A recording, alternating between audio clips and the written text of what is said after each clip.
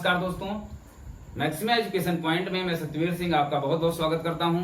जैसा कि आप लोग देख रहे थे कि यूपी टेट के लिए हम लोग जो है पर्यावरण के महत्वपूर्ण प्रश्नों को लेकर के चल रहे हैं और उसके साथ साथ पहले हमने कहा था कि आपको कुछ थ्योरेटिकल क्लास दी जाएगी और थ्योरेटिकल क्लास के बाद आपको एक प्रश्नोत्तर श्रृंखला कराई जाएगी और पूरी उम्मीद है कि उन्हीं प्रश्नों में से जो भी हम आपको करवाने वाले हैं आगे वाले लेक्चर में, वहीं से आपके पर्यावरण के प्रश्न जो हैं वह टीईटी परीक्षा में पूछे जाएंगे। तो आप लोग इसी तरह चैनल पे बने रहिए और जितने भी लोग अभी तक नहीं जुड़े हैं वो लोग जल्दी जल्दी जुड़ जाइए, चैनल को सब्सक्राइब करिए और उसके बगल में बने हुए जो बेल आइकन है उसको जरूर दबाइए, क्योंकि उससे क्या होगा, आपको नोटिफिकेशन मिलेगा कि हाँ अगली वीडियो क्या आने वाली है। चलिए, हम लोग जब बात करते हैं इसके पहले तो हमने पारिस्थितिकी तंत्र के बारे में बात की थी कि पारिस्थितिकी तंत्र क्या होता है, पारिस्थितिकी क्या होता है, यहाँ तक पूरी बात हो चुकी थी। आज हम लोग जो है नेक्स्ट चैप्टर की ओर बढ़ते हैं और जो अगला चैप्टर हमें पढ़ना है वह है प्रदूषण। तो प्रदूषण में हमारे सिलेबस में जो वायु प्रदूषण है, मृदा प्रदूषण है और ध्वनि प्रदूषण है, जल प्रदूषण है, लेकिन उनमें सबसे महत्वपूर्ण जो है वह आपका वायु प्रदूषण है। वायु के बाद हम लोग, क्योंकि वायु प्रदूषण से ही इतने सारे प्रश्न बन जाते हैं कि प्रदूषण में जो भी एक या दो प्रश्न आपके टॉपिक में लिया जाएगा वो यहीं से आने की संभावना है। चलिए, तो हम लोग देखते हैं कि वायु प्रदूषण क्या होता है। वायु प्रदूषण देखिए, जैसा कि हम लोग नॉर्मली जानते हैं या छोटी क्लास में पढ़ते थे कि वायु में क्या होता है, वायु प्रदूषित हो गई, यानी क्या होता है हमारे चारों तरफ। अगर हम लोग परिभाषा बनाने का प्रयास करें कि वायु प्रदूषण क्या है, तो सबसे पहली चीज कि हमारे चारों तरफ क्या है, वायु है। वायु से पहले क्या है, वायुमंडल है। तो हम लोग क्या कहेंगे कि देखिए ये जो वायुमंडल है वो क्या करता है, पृथ्वी के चारों ओर एक आवरण का काम करता है, यानी एक कवरिंग का काम करता है। और अगर कवरिंग खराब हो गई तो अंदर की क्या हो जाती है, स्किन है, खराब हो जाएगी, इफेक्टेड हो जाएगी, तो बॉडी खराब हो जाएगी कि नहीं। सेम उसी तरीके से अगर जो पर्यावरण है उसमें या वायुमंडल है उसमें क्या है, वायु है, और अगर वायु प्रदूषित हो गई तो ये मान के चलिए कि जो पृथ्वी है उसका भी क्या है, विनाश धीरे धीरे संभव है। तो वायु प्रदूषण यानी वायु प्रदूषित हो जाना। तो वायु कैसे प्रदूषित होगी इसको अगर हमें समझना है, तो वायु को प्रदूषित अगर हमें समझना है तो हम लोग देखेंगे कि वायु है क्या। सबसे पहले बात को समझना पड़ेगा कि वायु क्या है। तो वायु में हम लोग देखते हैं कि वायु जो है गैसों का एक मिश्रण है। क्या है, गैसों का एक मिश्रण है, और वो गैसें अगर प्रभावित हो जाती हैं तो हम लोग कहते हैं वायु प्रदूषण हो जाता है। तो प्रॉपर अगर हम लोग डिफिनेशन बात करें तो हमारे वायुमंडल में जो गैसें हैं उन्हें बहुत गैसें हैं, नाइट्रोजन है, ऑक्सीजन है, कार्बन डाइऑक्साइड है, अन्य बहुत सारी गैसें हैं जो हम लोग याद किए होते हैं कि नाइट्रोजन 78% है, ऑक्सीजन 21% है, यहां से भी प्रश्न आपसे पूछा हुआ है। कार्बन डाइऑक्साइड 0.03% है, बची हुई गैसें अन्य गैसों में हम लोग नोट कर देते हैं। तो ये गैसों का जो एक क्या है, निश्चित प्रतिशत है। अगर ये निश्चित प्रतिशत ऊपर नीचे हो गया, जैसे अगर हम भोजन करते हैं, प्रतिदिन 3 रोटी खाते हैं और अगर हम किसी दिन 5 रोटी 6 रोटी खा लेते हैं तो शरीर का सामंजस्य बिगड़ जाता है, इसका मतलब प्रदूषण हो जाता है, प्रदूषित हो जाती है। उसी तरीके से अगर जो गैसों का मिश्रण है यानी जो वायु है उसमें अगर गैसों का प्रतिशत कम ज्यादा हुआ तो प्रदूषण स्टार्ट हो जाएगा, पॉल्यूशन स्टार्ट हो जाएगा, और उसे ही हम क्या है, वायु प्रदूषण का नाम देते हैं।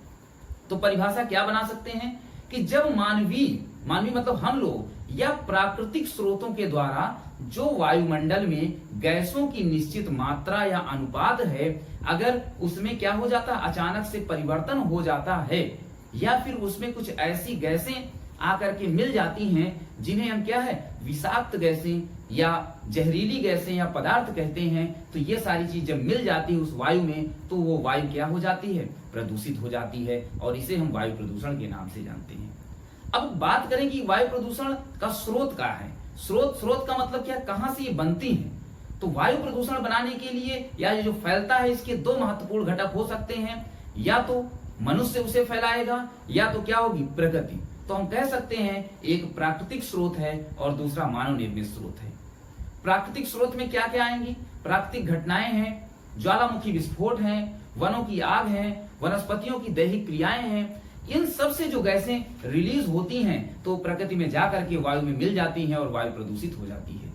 सेम उसी प्रकार से जब मानव निर्मित की बात करेंगे तो मानव निर्मित में आप देखेंगे कि गैसें, धूम, स्मोक जो हम लोग फैलाते हैं, कड़की पदार्थ और ईंधनों के जलाने से जो ऊष्मा का उत्सर्जन होता है यह भी पर्यावरण को प्रदूषित करता है, वायु को प्रदूषित करता है। तो हम लोगों ने जाना कि वायु प्रदूषण को फैलाने के या उसके मुख्य स्रोत क्या हैं। चलिए हम लोग इसकी परिभाषा की बात कर लेते हैं। तो यहाँ देखिए, जैसा कि हम लोगों का टॉपिक आज का क्या है, वायु प्रदूषण है, और ये हमने एक पृथ्वी बनाई है। देखिए ये क्या है, पृथ्वी है, इसके चारों तरफ ये क्या है, वायुमंडल है। वायुमंडल क्या है, गैसों का मिश्रण है, और इसमें बहुत सारी गैसें क्या हैं, भरी हुई हैं। अब देखिए, वायुमंडल पृथ्वी का एक कवच होता है। क्या होता है, कवच की भांति, सुरक्षात्मक कवच की भांति व्यवहार करता है। हमारे वायुमंडल में विभिन्न गैसें एक निश्चित अनुपात में पाई जाती हैं।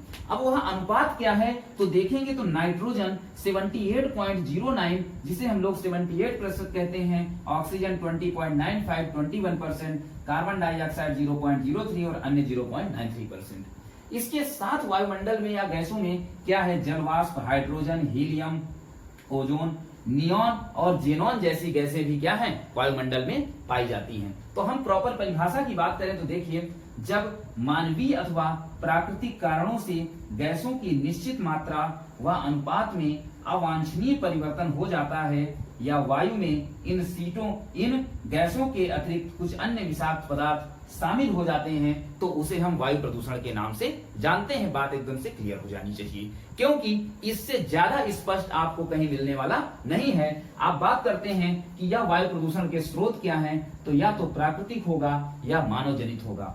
प्राकृतिक में देखिए, प्राकृतिक घटनाएं, ज्वालामुखी विस्फोट, वनों की आग, वनस्पतियों की दैहिक क्रियाएं, महासागरीय जीव जंतुओं से उत्पन्न प्रदूषण को हम प्राकृतिक स्रोत के अंतर्गत रखते हैं। देखिए, वनाग्नि से यानी वनों में जो आग लग जाती है, प्राकृतिक कारण हम लोग नहीं लगाते हैं, प्रकृति के द्वारा वनों में जब आग लग जाती है तो वहां से कार्बन मोनोऑक्साइड, कार्बन डाइऑक्साइड और राख के कण जो है वायुमंडल में जाके प्रदूषित होते हैं।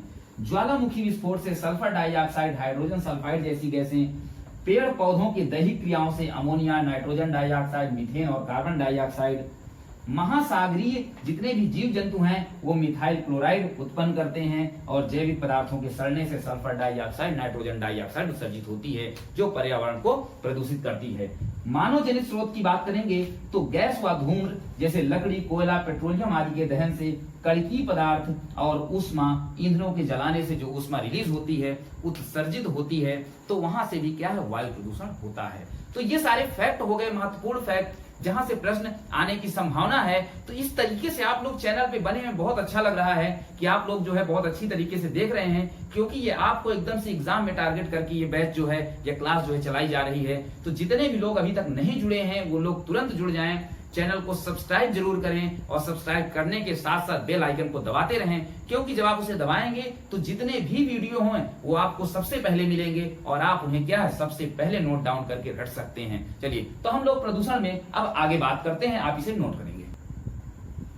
तो हम लोग देखेंगे कि ये जो वायु प्रदूषण थे, इनको कितने तरीके से हम लोग कैटेगराइज कर सकते हैं। तो अगर हम इनके नेचर की बात करें, प्रकृति की बात करें, तो प्रकृति के आधार पर वायु प्रदूषण को दो भागों में बांटा जा सकता है, जिसमें एक जो है गैसीय वायु प्रदूषण यानी जो गैस के रूप में होंगे, दूसरे कणकीय वायु प्रदूषण जो कण के रूप में होते हैं।